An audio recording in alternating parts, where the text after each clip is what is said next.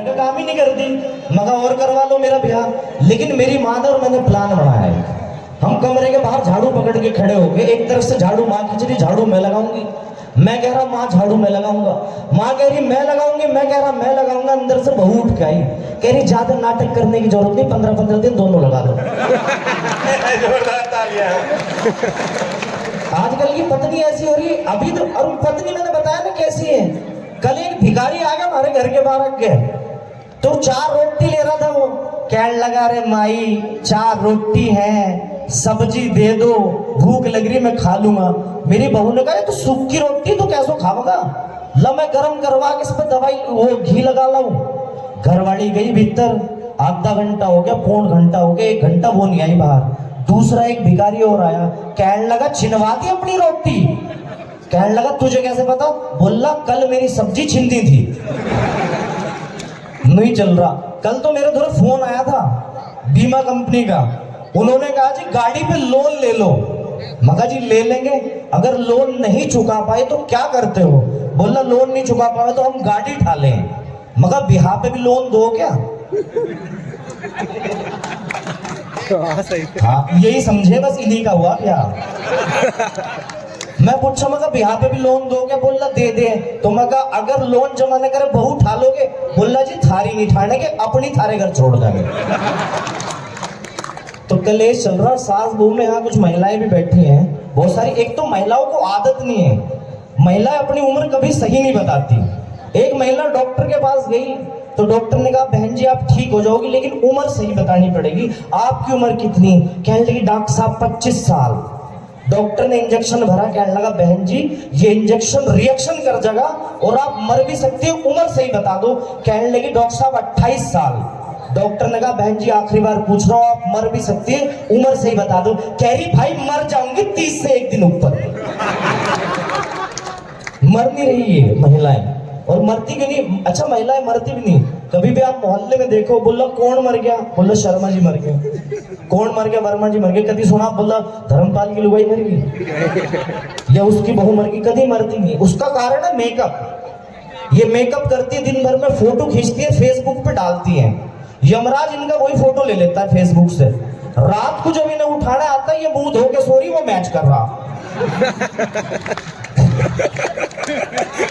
कह रहा यार ये तो है नहीं, वो गरीब पड़ा इसी ढालो। तो ऐसा महिलाएं मर नहीं रही। और गांव शहर में फर्क है। हम क्या, मैं खुद मुजफ्फरनगर के भोपे को, शहरों में होती है घरेलू हिंसा, गांव में होता है घरेलू दंगा। घरेलू दंगा वो है गलती एक बालक करे पूरा परिवार पीटेगा। एक दिन पिताजी छोटे भाई को पीट रहे थे, पीछे से मैं झांक पड़ा, कहने लगा वे इधर आ, तू भी पीटेगा। मैंने कहा पिताजी मैंने तो कोई गलती नहीं करी। कह रहे आज से 1.5 महीना पहले तुमने गलती करी थी इसलिए वो पीटेगा। तो मैंने कहा पिताजी ये तो गलती था रही है, तुमने उस टाइम नहीं पीटा। कहने लगे उस टाइम जरूरी काम था, बाहर जाना था। तो मैंने डरते डरते अपने बाप से पूछा, मैंने कहा पिताजी ये गलत बात नहीं, गलती एक बच्चा कर रहा, पूरा परिवार पीट रहे हो। अब ऐसा जवाब मुजफ्फरनगर का बाप ही दे सकता है।